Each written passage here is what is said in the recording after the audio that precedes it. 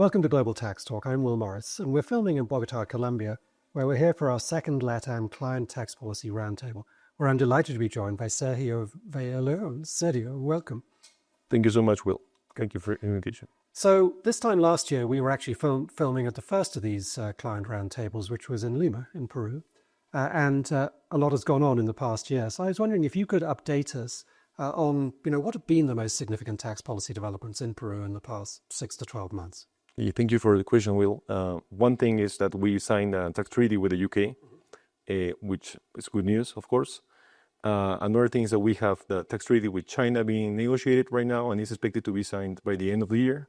And the third thing would be that we have ratified the MLI, which will be enforced probably starting in 2026 for withholding taxes, and in general will be enforced in 2027. Yeah.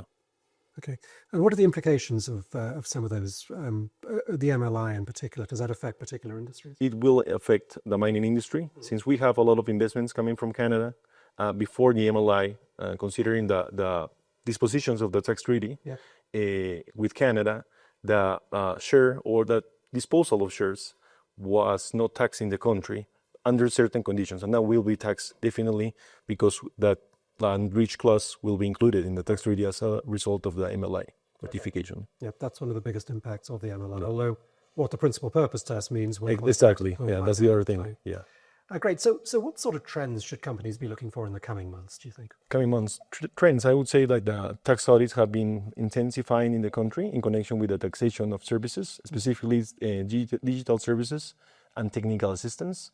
On the other hand, now, when we're talking about related party transactions, the service provider, which could be the headquarters of the company that is resident in Peru and is recipient of those services, have to share the information regarding the costs incurred in the provision of those services in order to be deducted. Yeah. Right. Okay, so more audit stuff. This seems to be a trend which is not unique to Peru. Yeah. So moving on, global tax policy is creating a challenging environment for tax functions, inside of businesses. So how are companies responding? What are your clients telling you? And could you share a success story with us, perhaps? Yeah, I would say that I would divide this into two topics. One of them is tax transparency.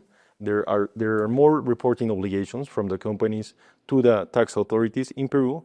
There's also they have to share their electronic books, where they keep all their records regarding the acquisition of goods or services in real time to the tax authorities.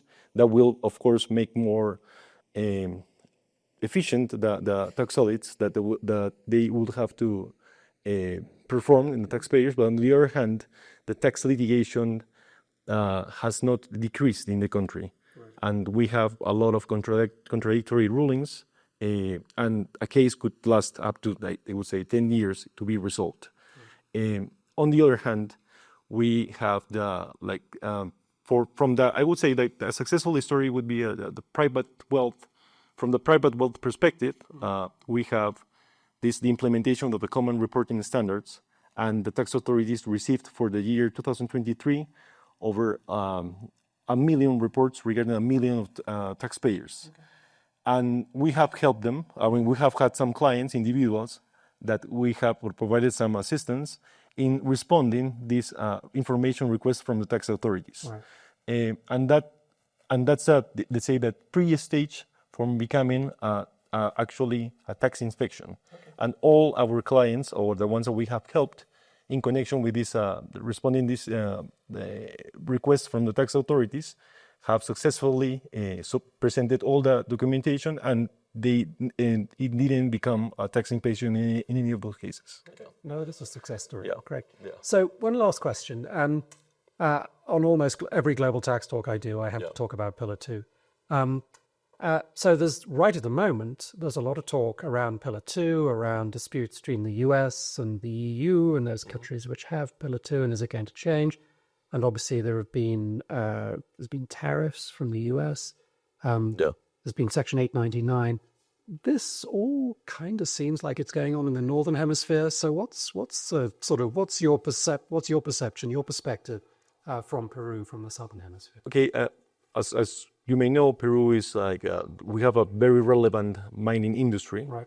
we had some clients that were exporting some of the mineral resources to their headquarters in the States, and now they had to change it to China, for example, with whom we have a free trade agreement, and that have like solved the problem for like